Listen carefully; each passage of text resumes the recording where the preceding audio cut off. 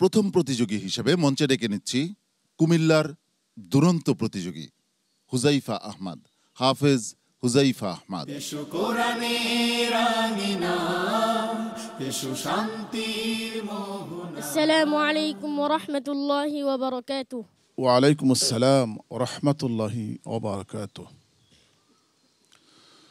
আউযু বিল্লাহি মিনাশ শাইতানির রাজীম। বিসমিল্লাহির রহমানির রহিম। قالت رب أنى يكون لي ولد أعوذ بالله من الشيطان الرجيم. بسم الله الرحمن الرحيم.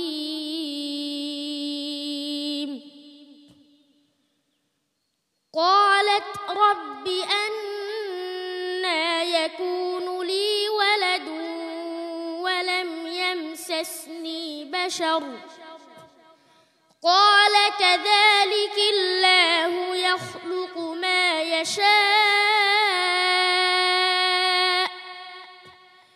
إذا قضى أمرا فإنما يقول له كن فيكون ويعلمه الكتاب والحكمة والتوراة والإنجيل ورسولا إلى بني إسرائيل أني قد جئتكم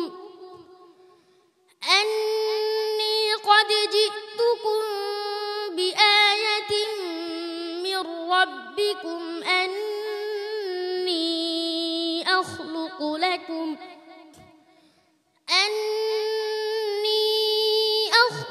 لكم من الطين كهيئة الطير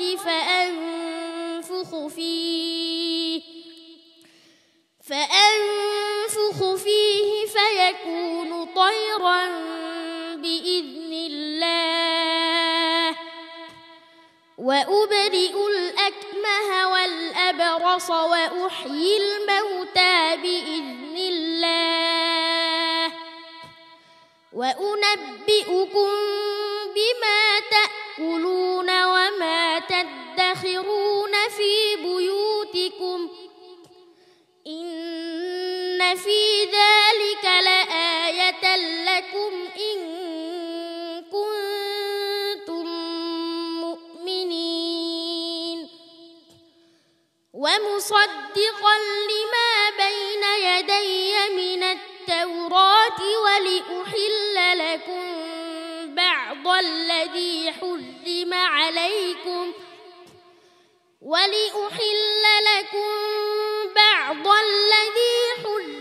عليكم وجئتكم بآية من ربكم فاتقوا الله وأطيعون إن الله ربي وربكم فاعبدوه هذا صراط مستقيم. فلما أحس عيسى منهم الكفر قال من أنصاري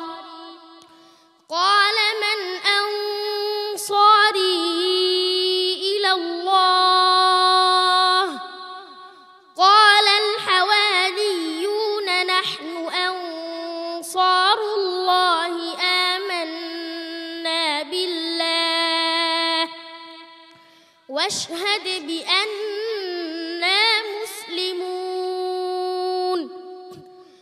ربنا آمنا بما أنزلت واتبعنا الرسول فاكتبنا مع الشاهدين. ومكروا ومكر والله خير الماكرين إذ قال الله يا عيسى إني متوفيك ورافعك إلي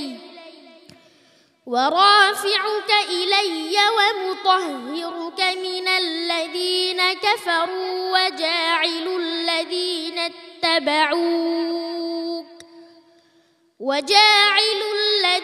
اتبعوك فوق الذين كفروا إلى يوم القيامة ثم إلي مرجعكم فأحكم بينكم فيما كنتم فيه تختلفون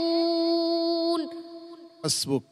صدق الله مولانا العظيم وصدق رسوله النبي الكريم মাশাআল্লাহ। একটু হাত মিলাই আপনার সাথে। কেমন আছেন আপনি? জি আলহামদুলিল্লাহ। আজকের পারফরম্যান্স আপনার কেমন হয়েছে? আলহামদুলিল্লাহ অনেক ভালো হয়েছে। মাশাআল্লাহ। আপনার পারফরম্যান্স সম্পর্কে সম্মানিত বিচারক হাফেজ কারি জহিরুল ইসলাম আপনার মতামত নিয়ে নিচ্ছি। আলহামদুলিল্লাহ, আমাদের ছোট্ট বন্ধু হুজাইফা উনি নিজেই তার ভালো হয়েছে বলেছেন, তার মানে তার মনোবল অনেক শক্ত। তো সামনের দিকে যেন ভালোটা অব্যাহত থাকে সেভাবে ইনশাল্লাহ চেষ্টা করে যাও।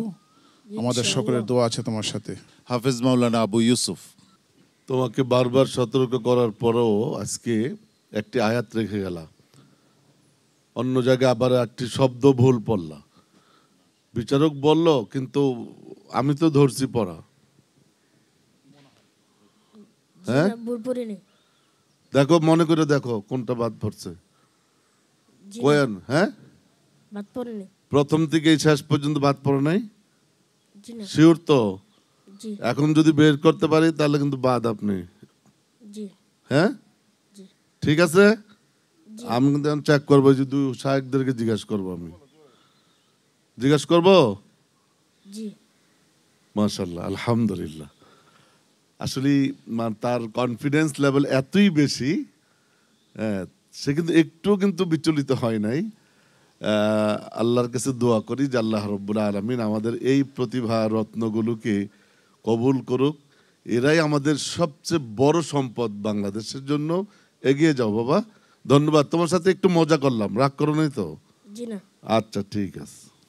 উস্তাদ জি, প্রশ্নের শুরু থেকে শেষ পর্যন্ত তার তেলাওয়াতের বিষয়ে অটল বিশ্বাস। আলহামদুলিল্লাহ, এই আস্থা নিয়ে তুমি সামনে এগিয়ে যাও এবং তেলাওয়াতটা আরো একটু সুন্দর করার চেষ্টা করবে, যেটাকে হুসনে সৌদ বলা হয়। লাহানটা যেন আরো একটু সুন্দর হয়, মজা হয়। ঠিক আছে ইনশাআল্লাহ। আল্লাহ তোমাকে কবুল করুন।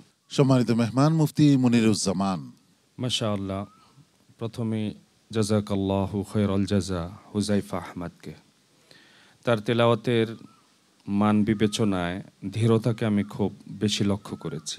বসে বসে ভাবতেছিলাম, বাংলার এই মাটিতে যিনি সর্বপ্রথম কোরআনে কারীমের হাফেজ ঘোড়ার এবং তাজবিদুল কোরআনে কারীমের বিশুদ্ধতার পিছনে সর্বাধিক আপনার মেহনত করেছেন, আশার আলো দেখিয়েছেন কুতুবুল আলম হজরতুল আল্লাম কারি ইব্রাহিম সাহেব রহিমাহুল্লাহ তাবারাকা ওয়া তাআলা। তিনি বলে গিয়েছিলেন যে নূরে কোরআ আজ আরাবা আজ-জাউর আকেদারি মুলকে বাংলা নূরুন আলা নূর। আজকের হুজাইফাদের তেলাওয়াত দেখে আমার খুব বেশি মনে পড়ে যায় হজরতের এই বাণীটুকু, যে একদিন এই হুজাইফা আহমদগণই বাংলাকে কোরআনে কারীমের আলোতে আলোকিত করবেন। আমি হুজাইফাদের জন্য দোয়া করি, আল্লাহ তাআলা তেলাওয়াতের মান আর ধীরতাকে আরো বৃদ্ধি করুক। হুজাইফা আহমদ, তোমার জন্য অনেক ভালোবাসা। সবার কাছে দোয়া চাই। আসসালামু আলাইকুম ওয়া রাহমাতুল্লাহি ওয়া বারাকাতুহু। জ্বলে ওঠো